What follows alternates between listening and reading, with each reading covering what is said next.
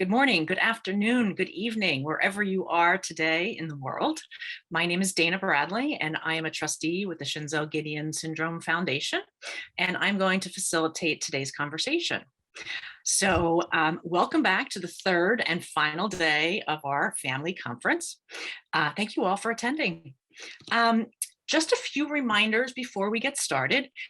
This meeting will be recorded, so you can watch it again afterwards to find additional information. You can share it with family, friends.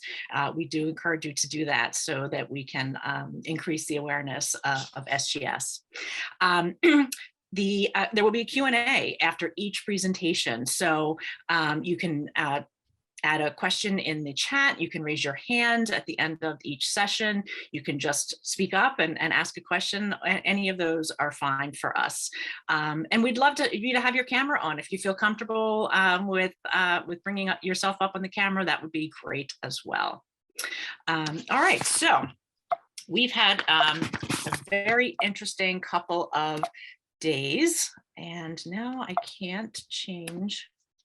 Oh, there we go. All right, so we've covered a lot of material on day one and day two. So if you weren't able to attend, let me just summarize for you what we've done. So on Friday, we had Dr. Christy Ziegler with us. She is an assistant professor in population health sciences at Duke University in North Carolina in the United States. She talked to us about the ORCA measurement. ORCA stands for Observer Reported Communication Ability. And this was originally created to assess a communication ability for individuals with Angelman syndrome, a rare neurodevelopmental disorder. But now Dr. Ziegler and her team are looking to scale up the ORCA measurement model and gather sufficient validity evidence for its use in other neurodevelopmental disorders like SGS. So how can you get involved? Well, let us know if you'd like to sign up for this really important study. It's very critical for us to have input from parents. Then on Friday, we also heard from Chris Russell. Chris is a teacher of the blind and visually impaired, and he's in New York City in the United States. He talked to us about cortical visual impairment, or CVI. He educated us on what's actually happening in the brain with CVI, and that there are interventions that can improve cortical visual impairment. So how can you get involved?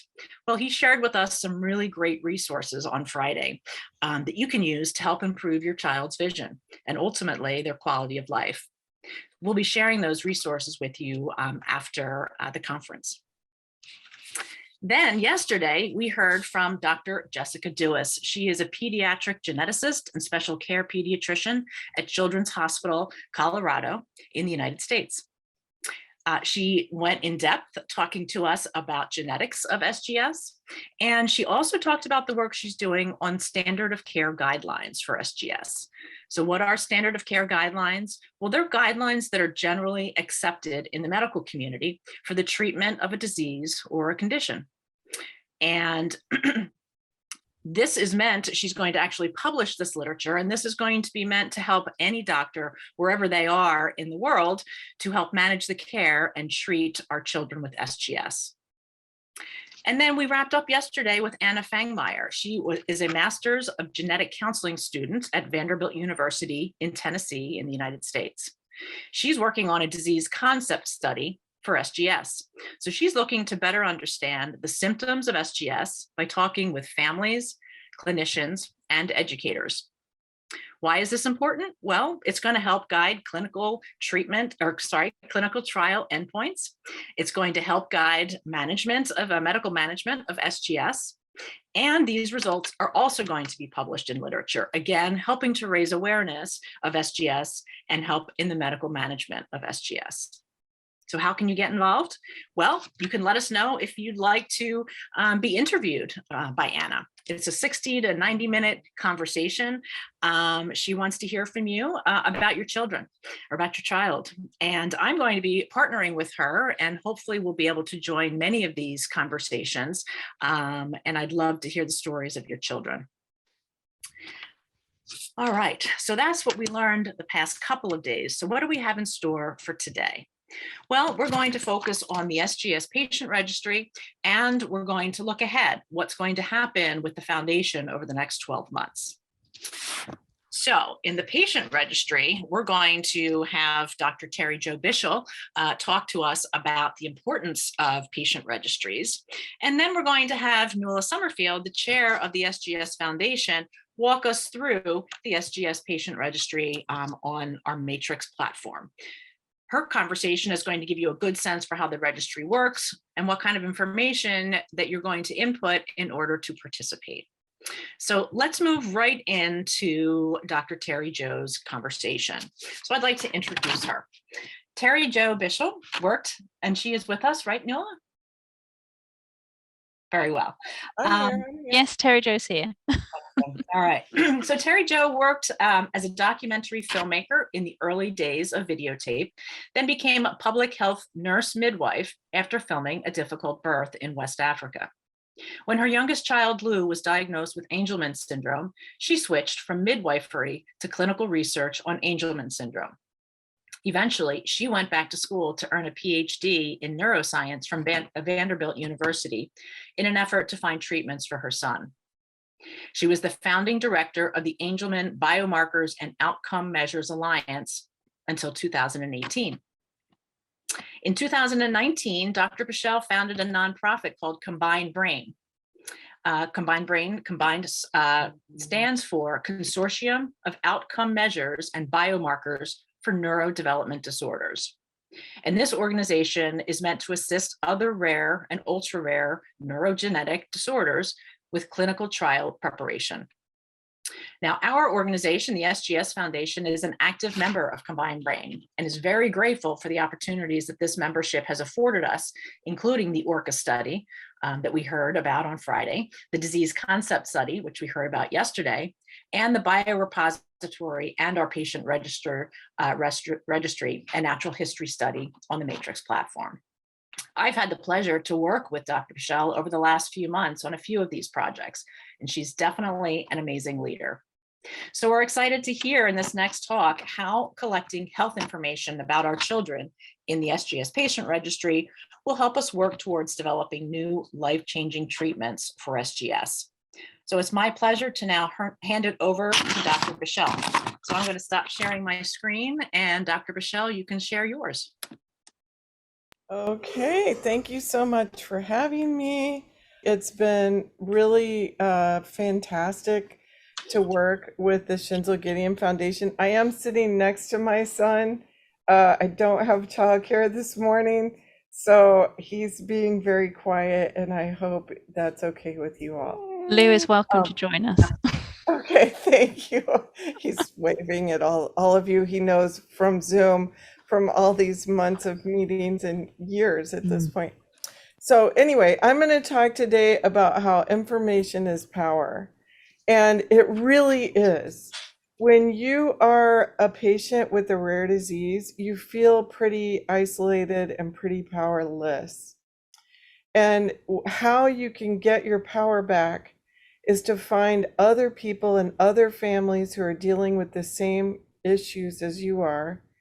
And then all of you get your power by working together to collect information.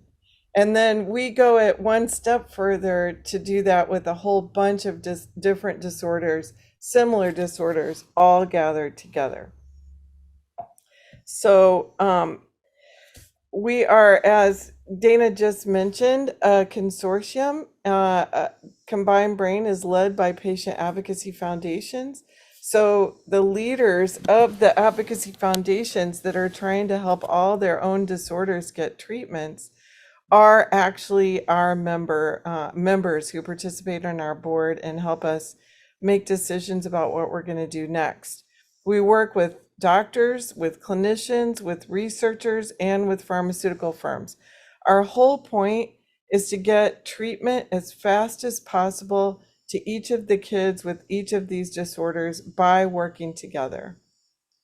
Schinzel-Giedion Foundation has been one of our founding members and really has been so active in so many of our initiatives, including the biorepository, which I won't talk about today, but also with the Matrix, with natural history data collection, and really with everything that we've been doing. And I appreciate Nuala and Dana so much. So when we founded Combined Brain, I talked to a lot of leaders in the field and asked them what could foundations do to fast track clinical trials, to fast track getting treatments to their kids. And one of the number one things was to design and coordinate natural history studies and outcome measures. So that is why Combined Brain has focused on that from the very beginning. So let me talk about that just for a second. So what does it mean to try to get a treatment for a patient with a rare disease, or to try to get a treatment approved for a whole disorder, a rare neurogenetic disorder? So I always show this slide. This is kind of the timeline of drug development for a rare genetic neurodevelopmental disorder. First step is just figuring out what the gene is that's causing the disorder. And many disorders don't have a gene that is the causal function that causes the disorder. And so in a way, once you find that gene, it's really quite lucky, because it then helps you figure out so many other things about how to treat the disorder, and it helps you find patients. So the first thing is to ID the gene and find patients. Then you have to create rodent and cell models that will that you can do experiments on to try to understand what's going on in the disorder. And then you need to collect natural history, which I'm going to talk about in detail, so I'm not going to go into it at this second. At that time, you're also looking up, trying to understand the mechanisms of disease. Exactly why does that gene mutation lead to the symptoms that you see in the people that have the disorder?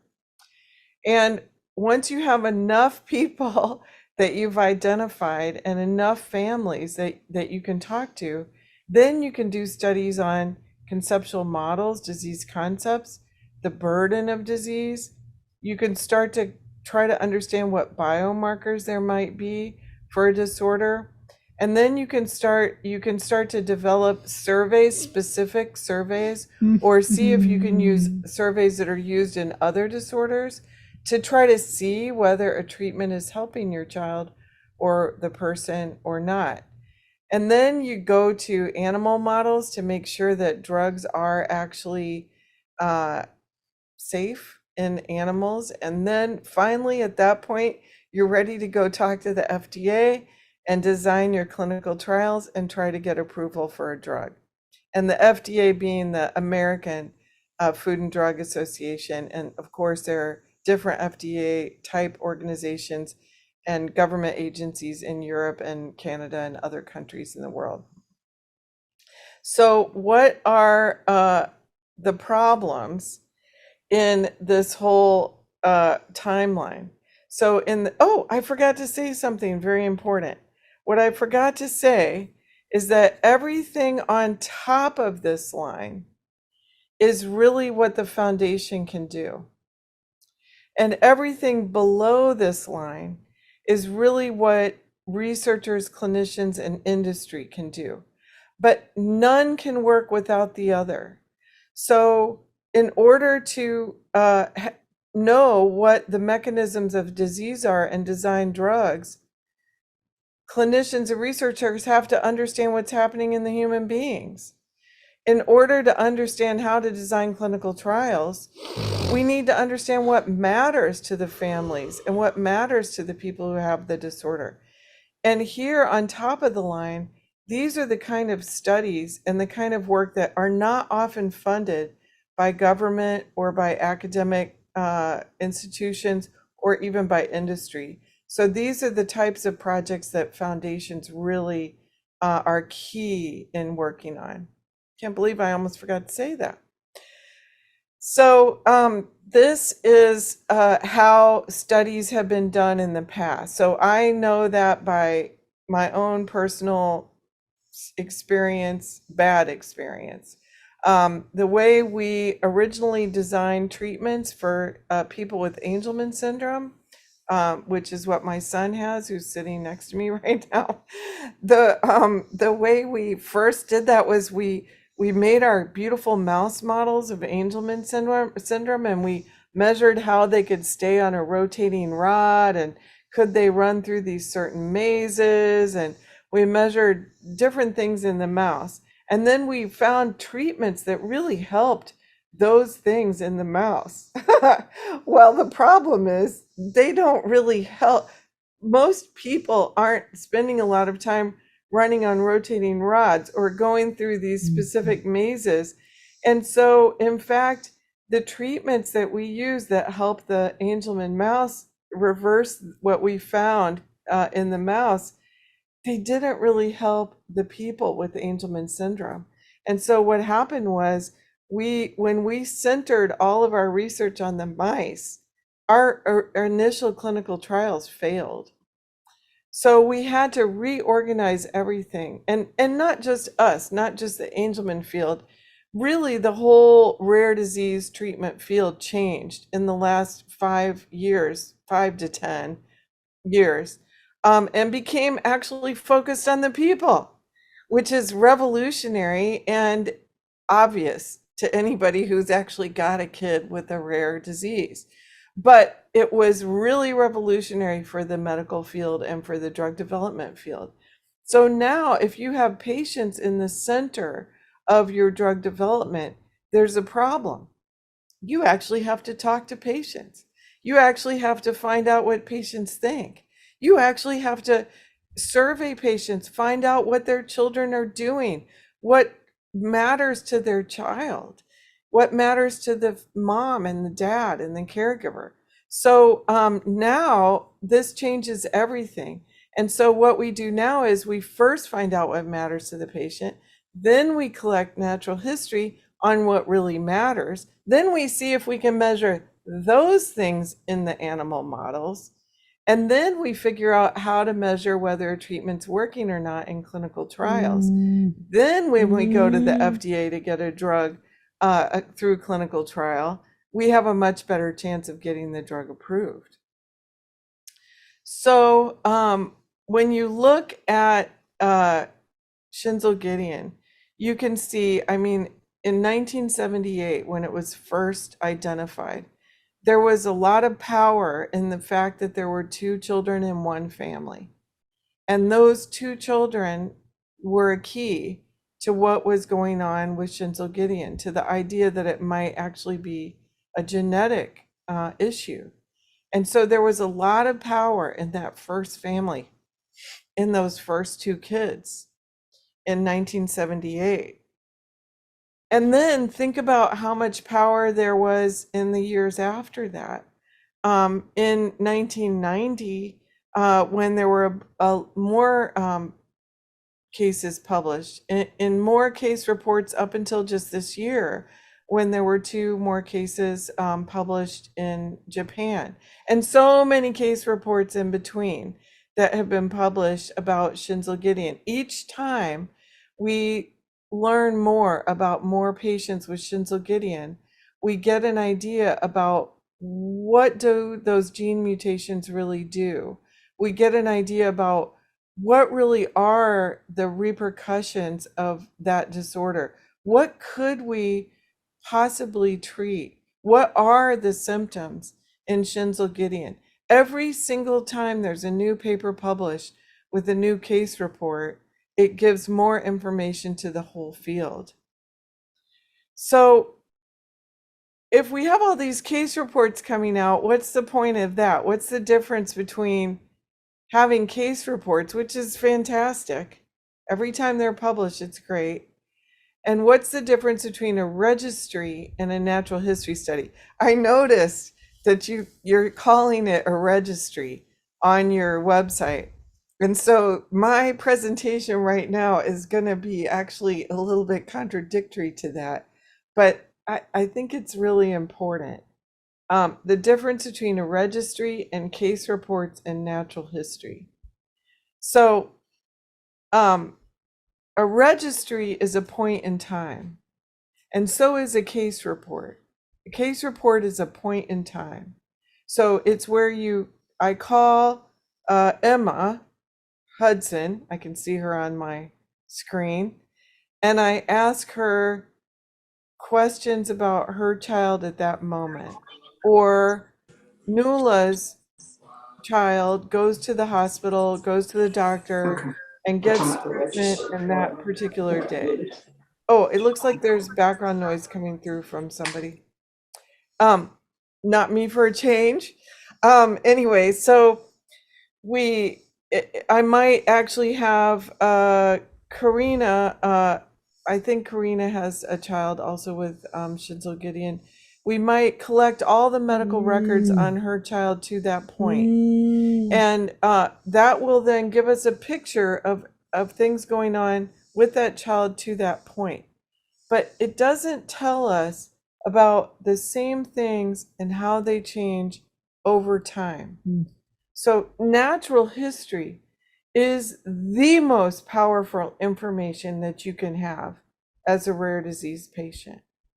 With natural history, you collect data from birth at a regular interval, every 6 months, every year, whatever it is that your clinicians and your organization decides is most important. And so you not only get the information that you get from a registry, but you get that continued information over time. And I'm going to go into this in more detail. You can bet on that in just a minute. So why is this so important?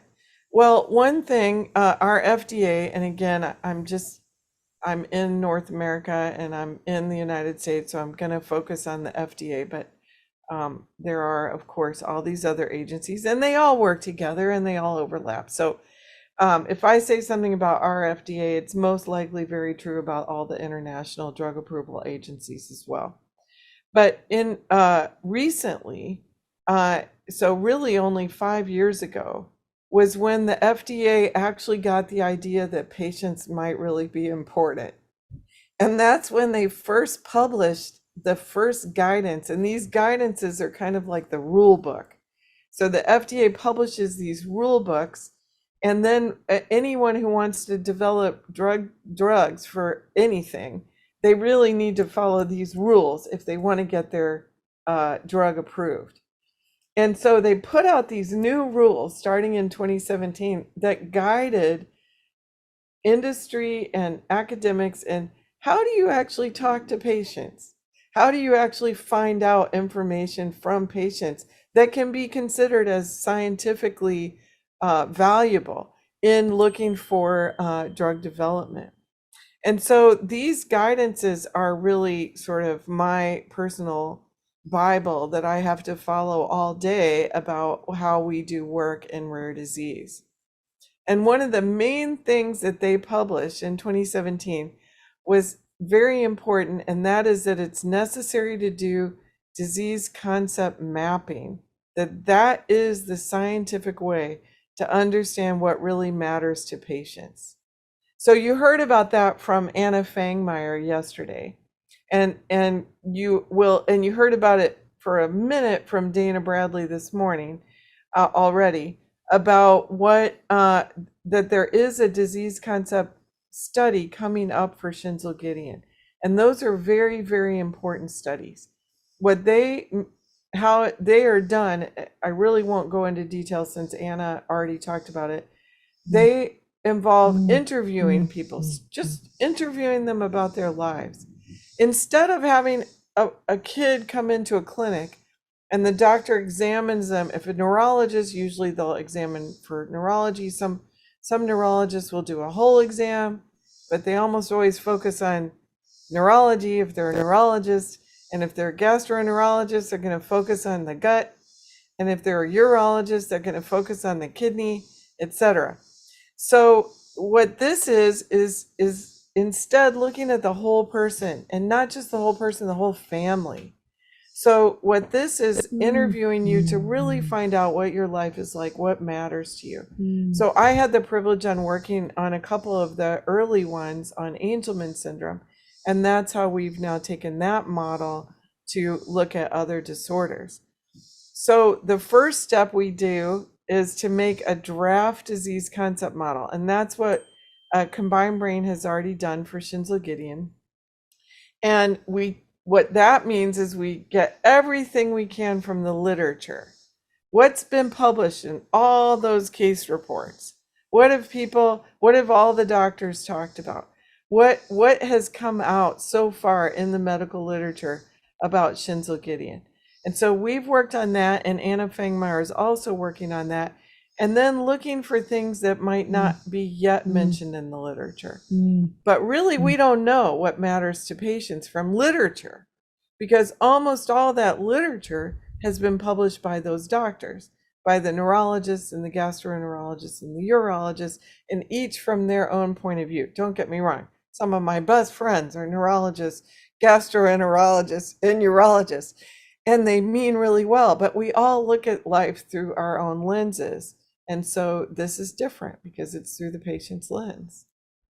So if you look at the draft conceptual model of Schinzel-Giedion, you can see that these are the symptoms that are mentioned in the literature. That communication is a big problem. There are a lot of neurological symptoms. There's behavior it doesn't seem like it's a big problem, but there are behavioral symptoms that are notable in Schinzel-Giedion. Cognition is a big problem with developmental delay. Motor skills and fine and gross motor skills are a big problem. And so these are important things, and I think I have to look, and sleep cycles. And sleep cycles may not have been mentioned that often in the literature so far. So we also found, by looking at other similar disorders, that there's a big impact on the family. There's a big impact on the person who has Schinzel-Giedion, needing assistance with activities of daily living, almost all the activities of daily living, needing a lot of assistance to learn, needing assistance to socialize, and then impacts on the family and the caregivers. What is the burden of the disease for the family? Work that is missed, needing to go to doctor's appointments, needing to lift the child and maybe getting injuries from that, needing to purchase equipment or change your house, or all of those things are burdens. And they're all things that we need to understand if we're going to be able to treat Schinzel-Giedion and make life better for families, make life better for people with Schinzel-Giedion. So we did that for all of our initial COMBINEDBrain disorders. And when we did that, we could then look to see which disorders are most like each other. And that helps us because then we can see, well, what's already working in one other disorder that we can use in one that's like it. So Schinzel-Giedion came out to seem most like chromosome 8p, which is one of our other initial members, and SCN2A mutation, KIF1A mutation, and GRIN2B mutation. So these 5 disorders shared a lot of similarity, and therefore we could look across those 5 disorders to see what's important. Remember, this was only based on the literature. So it's not going to always, it might not stay like this as the real final conceptual models come through and as you do your interview-based conceptual models. But you can see how these are really, really important. And Janet Woodcock, who's famous in drug development work, she was the acting commissioner of the FDA, and she basically explained that natural history is the most important data that patients can collect. So what does it mean? It means getting information about how a disease affects a person over a whole lifetime. And that means including information on diagnosis. How did you get the diagnosis? Treatment. How did you get treatment? Getting samples to see if we can, and that would mean blood and body fluids and tissue, to try to see if we can link anything in those tissues to what's happening in the person's life. getting reports from the doctors, and then getting information from patients and caregivers about their quality of life. Natural history can be from either patients or from clinicians. And so we can link those with a unique identifying number so that we can get information from both patients and from their caregivers and put it all in one file. So now I'm getting into the dirty details about what's the difference between a registry and a natural history study. So with a natural history study, we can collect what were the symptoms at birth, what were the symptoms when your child was born, and then you're going to try different medications. Well, which medications caused harm? Which medications helped? Which medications had certain side effects? Could those be the same across a lot of other people? Can we now look to see if there are certain medications that might be really helpful and other ones that might be really harmful?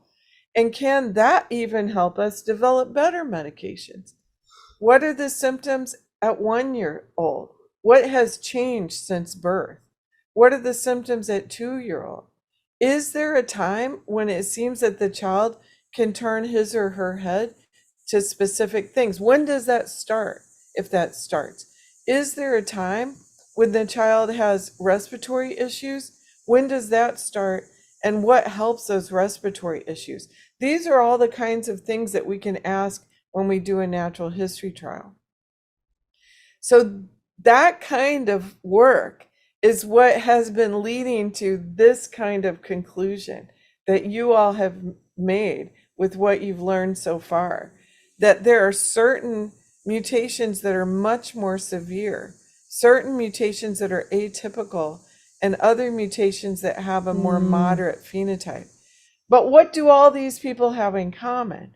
And what do they have in common over time, including therapies and medications, treatments, all of those things? Those are all questions that we can learn from collecting natural history. So I sort of went over this already, and I want to leave time for questions. So I want to not belabor all of these again. But what we can understand is from natural history is cataloging the symptoms, cataloging the treatment, recording quality of life, creating a timeline, and measuring change. Well, how do we know which questions to ask to get all that? It's back to the disease concept study. We ask questions based on, first, on the draft literature review and all the symptoms that we've cataloged, and then on the really final interview-based conceptual model to find out. We're going to be asking questions in the natural history study over time based on that conceptual model. And doing that will help all of these things, including developing standards of care, optimizing the treatment window. Like when are you going to treat that you could prevent most of the symptoms in Schinzel-Giedion? Is there a time point when you could treat Schinzel-Giedion where you could prevent urological issues? Is there a timeline where you could prevent seizures, for example? Is there a timeline when you could push communication abilities? Those are all things you can figure out from natural history. And then another thing you can do from natural history, and this is especially with Schinzel-Giedion, which is rare and severe. You don't want, if you have a treatment, if you have a drug, the last thing you want to do is have to put some kids on placebo. Usually with a drug trial, you're going to have to put some kids on placebo. But you want to minimize the number of kids that you put on placebo. If you think you have a good treatment, my goodness, you're going to want to give that treatment to as many kids as possible. So if you have a lot of good natural history, you can use that natural history as your placebo. And so what that does is it helps more families get on an actual drug so that you have your comparison group, instead of being placebo, is your natural history. And there's an example of this. Spinal muscular atrophy is a very severe disorder. And recently, in the last few years, has found a lot of amazing, revolutionary, life-changing treatments. And so children with spinal muscular atrophy used to, there are certain types. And if you look at this graph, you can see that this is a graph showing development. So typical development, birth, and then when a typical child has head control or sits or walks or becomes an adult. And so if you look at this treatment, if you look at this trajectory in spinal muscular atrophy, what you can see is that there were different types. They figured that out by natural history, that there was a type 1, which was very, very severe. And many of those children actually passed away without ever achieving the ability to control their head. They passed away very, very early. And then there was a type 2, which some of those children did achieve some milestones, but not very many milestones, and then they passed away. And then there was a type 3, and those people actually did achieve some milestones and then plateaued. And then there was a type 4, where those people actually achieved many milestones and then sort of regressed. And so they were able to divide all of these types of SMA into these different categories. And then they were able to figure out, okay, which genotypes went with which type. And in that case, when did they have to treat it in order to prevent the worst symptoms? And so by doing this with natural history with spinal muscular atrophy, they could figure out that when they had to treat the disorder, they could also use natural history as the control. So if the child achieved a milestone, that meant the drug was working, because that child would not, if that child was a type 1 child before, they wouldn't have achieved that milestone at all. And so they could actually use that as the placebo. And so what they found, this drug, Zolgensma, actually passed through approval based on natural history with control. And in fact, they started the drug, they approved the drug before they even finished the study. And the reason they could do that is because they found that it changed the trajectory so much that they were able to completely stop the study and put all the kids on Zolgensma. So I'm not going to go into detail, but natural history has also been used as a control for Hurler syndrome, with the same kind of situation, where they were able to show in natural history what the developmental age was, what the motor skills would be like in the normal trajectory of the disease, and adaptive behavior and fine motor. And they were able to see that they could change that with an enzyme that could correct the disorder. And so they could use natural history as a control instead of placebo.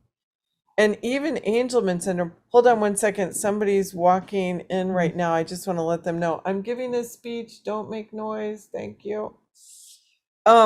So what they found was that in Angelman syndrome, and this was really, oh my God, so much work. We collected information on 350 patients. And what we found here is that it divided also into type. And so we had one type which was a deletion mutation, and we had another type which was a non-deletion. And if we looked at their cognitive scores, their communication scores, and their motor scores, these two types divided into very different categories. You can see the red is the more severe type and the blue is the less severe type. And you could also see when that developmental window would have happened when we need to treat the kids to try to prevent the plateau. And so what you can see is that at the age of 4, there's really a plateau even in the less severe type. And so we need to treat them before 4. And you can also see that if they go past this trajectory here, that we will have done something good with that medication or that compound. And so we know that that compound could be working. So it's a great argument for using natural history as a control. Okay, so natural history is a hassle. That's just the way it is. If you have to go to the clinic with your sick child and get daycare for your other kids and take time off work and spend money and miss sleep, it is a hassle. Trust me, I know. It is really a hassle. And even when you get to sit at home on your computer answering questions, that is a hassle. I am behind on my surveys for Angelman syndrome, and natural history is my livelihood, and I'm still behind. It is really a pain. It is hard to answer all these questions. And then you answer all these questions, and then you go to the doctor, you answer the exact same questions. And then you enroll your kid in school, and you answer the exact same questions again. And you have to provide all those same forms and everything else again. It's awful. And plus you have to keep track of so many things, like the medicines your kid's on. Oh my God. And milestones. When did the child first make this noise next to me sitting on the couch doing a speech? I don't remember. All of these things, it's really hard to remember and answer the surveys. Oh, I already talked about this. What questions are we going to ask? Well, we're going to ask the questions that are important to you, and we're going to find that out through the disease concept model. So I don't for a minute think that it's easy or fun to do natural history. It is a pain. And you know what? It is a necessary chore. If we can do this, we can contribute to treating our kids, to finding revolutionary treatments for our kids. And so that is our part in the drug development as patients and patient advocates. So how does it start? It starts with these ClinGen surveys. And these ClinGen surveys are already on the matrix. I think you're going to hear about that pretty soon. And these ClinGen surveys are basically just head-to-toe surveys saying, does your child have a problem with his head? Does your child have a problem with her lungs? Does your child have a problem with their stomach? And then as you answer those questions, yes, it'll go on to the next layer. What are the problems with your child's head? What are the problems with your child's lungs, etc.? And it is really going to be a pain. But if you do it, I skipped ahead. You will not only add to the information about Schinzel-Giedion, we will be sharing these answers back to ClinGen, which is an international database. And they will then have more information anytime someone reports those same symptoms, and it will be able to link up to a gene. So that means you will have more people around the world diagnosed with Schinzel-Giedion faster because of what you're answering in these surveys. Okay, is that the end of it? No, it is not. There are going to be more surveys. We need to make sure that bit by bit by bit, we collect information about your child and your family based on all the most important surveys that are currently being collected in the world for drug treatment trials for kids who are similar to Schinzel-Giedion. And so there are going to be more surveys for you all to fill out about seizures and development, about behavior and epilepsy, all the things that are determined are important for Schinzel-Giedion through the drug development process. And is it going to be fun? No, it is not. It is going to be a hassle, and you are going to be sick of it. And you know what? It is the most important thing we can do as parents and families. So also, these surveys, they're called patient reported outcomes. These surveys are actually going to be able to be used over time to prove whether drugs are working or not. But first, we have to know, are these surveys relevant for Schinzel-Giedion? What are the answers for Schinzel-Giedion at all the different time points in your child's life? At birth, at 6 months old, at 12 months old, at 18 months old. We need to understand so we can make those graphs like they made for spinal muscular atrophy and for Hurler syndrome. This is what we have to understand, all these different surveys, and it will be a hassle. Okay. And then we're going to come up with more surveys to measure things that we yet don't have a survey for. So we don't have a good survey for cortical visual impairment, or cerebral visual impairment is a new term for it. We're developing one right now. We think that is something that matters a lot to people with Schinzel-Giedion.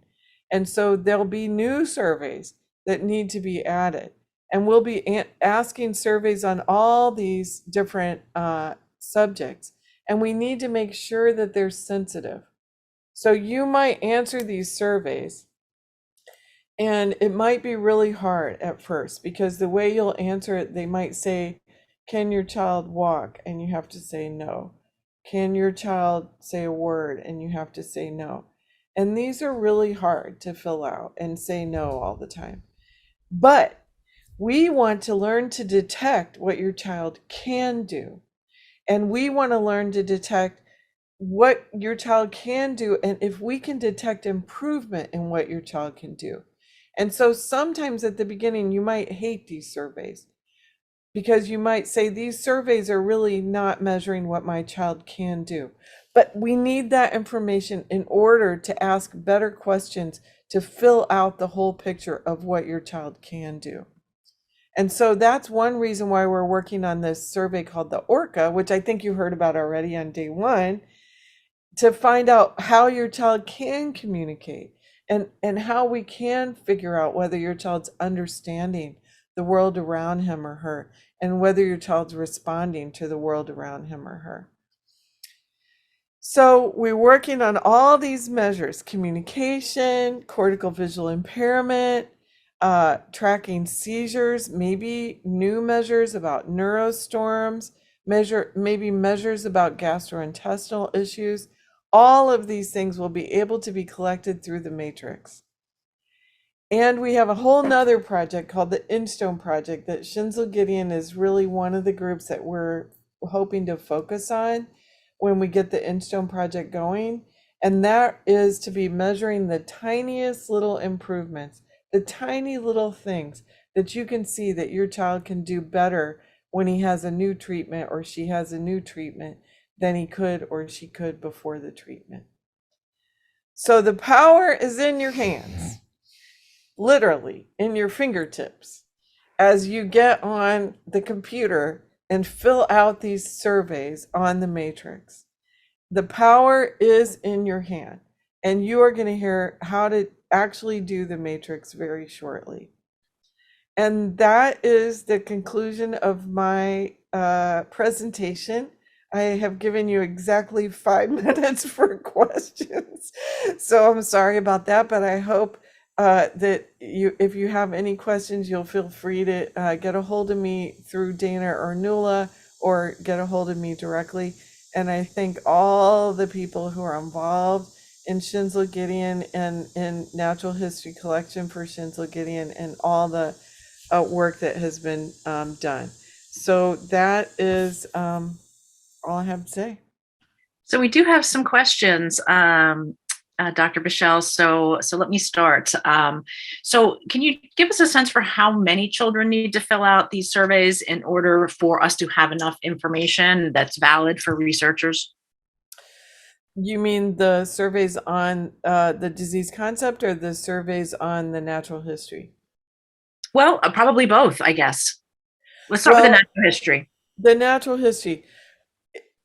The world, it's always going to be, the word's always going to be, it depends. So we start collecting and we make conclusions based on however many we could collect. as I showed you the data on Angelman syndrome, I told you there were 350 patients we collected on. In terms of Hurler, I think they collected on 90 and they were able to make good conclusions on that. Okay. In spinal muscular atrophy, I think for each type of spinal muscular atrophy, it was definitely more than 50 or 60, and some it was more than that. Okay. But it just depends. If in Schinzel-Giedion, all the kids are very, very, very similar, then we don't have to collect as much information. But if the spectrum is very wide, and as time goes by and you get more information about those atypical Schinzel-Giedion patients, you might need to collect more information to understand more. And can parents who have children that are no longer with us, can they participate as well and complete some of this information in the natural history?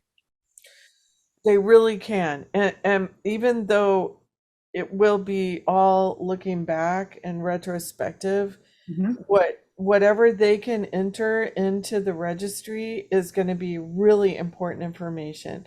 Those medical records, the symptoms, the milestones that happen, the treatments that worked or didn't work, all of that is really, really important information to include. Okay, thank you. And can you tell us what you think the biggest barriers are to getting patients signed up to participate in this, from just based on your experience with Angelman syndrome? Like, what's the most difficult piece to overcome for us as a foundation? I think part of it is families not realizing that this is something they can do to help. Instead, they think of it as something sort of done to them. And, their time is just so valuable, and they have sick children and all these things going on in their lives. And so it's really hard to prioritize filling out these forms. It feels like something kind of silly or something that doesn't matter. And I think if they only knew how much it mattered and how important it was for their own child, but also for all the other children in the world, I think then it would seem more important. It wouldn't seem like something done to them. It would seem like something they are doing to help. We have another question. So do you look at non-medical factors that are seen by parents to have a positive physical or mental impact of SGS on a child? So even environmental factors such as temperature, wind, those types of things? That's the kind of thing that hopefully will come out in the conceptual model, so that if parents say barometric pressure affects my child's seizures, and that's never been mentioned in the literature, that's the kind of thing that needs to go in the conceptual model. And then that would be something that would be added to the natural history, so that you might want to ask, what external environmental factors do you feel are affecting your child? That could be something really important in the natural history that has never been collected in the literature. Okay, great. Thank you. My husband actually is firmly convinced that barometric pressure causes our son to not sleep. And he has collected years of data on that and shows it to anybody wants to look at it. And he's firmly convinced that keeps my kid awake, and that if we see the barometric pressure going up, we should give him melatonin. And that's a direct correlation between an environmental thing and a treatment. Yeah. That's anecdotal on the part of my husband, though. Great, thank you. I have one last question for you, Dr. Bichell. So you were mentioning, so we have these ClinGen surveys, but we also have the disease concept study. So we're going to get additional information from that. And so at some point in time, I just want to confirm that we may need to update those surveys in order to be more specific for our SGS families to complete. Yeah, the ClinGen surveys are the same for every disorder around the world. But as surveys are added on, they're going to get more and more specific for Schinzel-Giedion. So as you add on the ORCA, for example, we're going to learn more about communication in Schinzel-Giedion. We might find out that the InStone project which has 4 different ways of measuring at this point people with very, very severe disorders. They might have more surveys that it will be really important to include for Schinzel-Giedion. And then it might be in the end that you have to create a survey just for Schinzel-Giedion. Although we try to stay away from that, because you really want to use surveys that the companies and the FDA and the clinicians already feel are valid and that they can compare back and forth to other disorders and to in drug treatment trials. Great. All right. Well, thank you so much, Dr. Bichell. I think we now all understand that knowledge is power, and that our patients and the parents of our children have power in this process. So thank you for making that really clear. We appreciate it.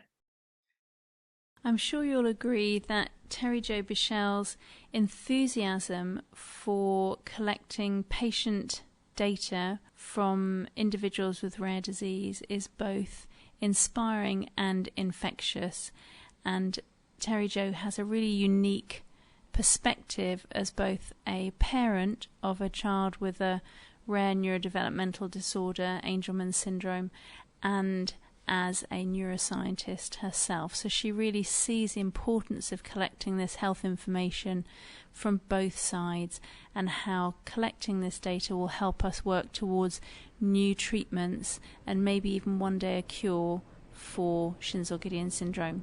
So don't miss out on the next session in our family conference, which will walk you through the SGS registry platform, show you in detail what this looks like and how you can enroll your child and enter their health information in a secure and simple way, and also learn about how we trustees can guide you through this process if it's a bit overwhelming or if you're time poor. Just book a one-to-one session with us and we'll walk you through and get you signed up and enrolled, and give you a guided tour around the platform, essentially, to make you feel comfortable and more familiar with it, so that you can get going on being part of this important registry project. So please watch the next session, and thank you again for attending.